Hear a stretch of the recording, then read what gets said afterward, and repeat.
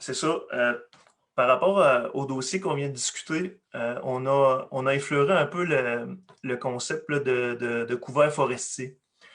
Puis, j'ai participé, j'étais sur le comité restreint qui a travaillé sur les règlements de lotissement et de zonage pour le lac Nord.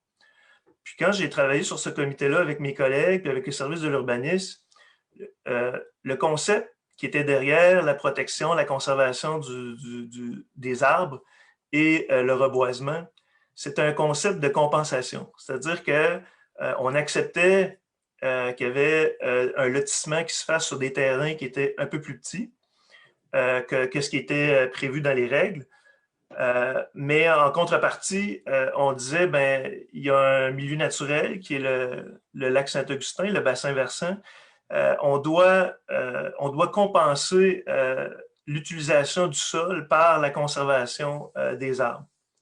Fait que c'était un petit peu l'esprit qu'il y avait dans ce règlement-là. Ensuite de ça, j'ai par la suite, parce qu'on a vu que pour certains citoyens, on a vu que le règlement de zonage, ça l'amenait de devoir planter quand même beaucoup d'arbres. Bon, c'était pour quelques terrains, ça avait cet effet-là.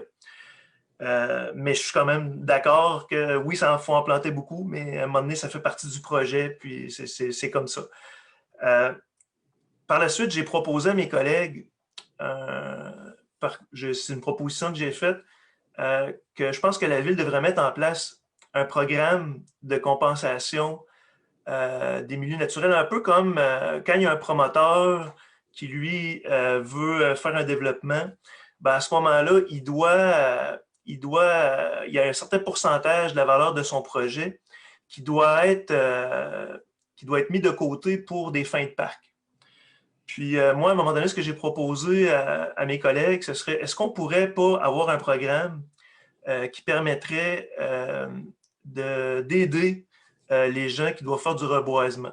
Donc, d'aider les citoyens ou même aider les entreprises à ce moment-là. Puis de créer un genre de fonds ou en tout cas que nos services nous proposent une méthode à regarder qu'est-ce qui se fait ailleurs, qu'est-ce qui se fait dans les autres villes. Puis même aussi, dans mes recherches, j'ai vu qu'il y avait des programmes fédéraux et provinciaux qui pourraient même aider la ville là, à monter un tel programme.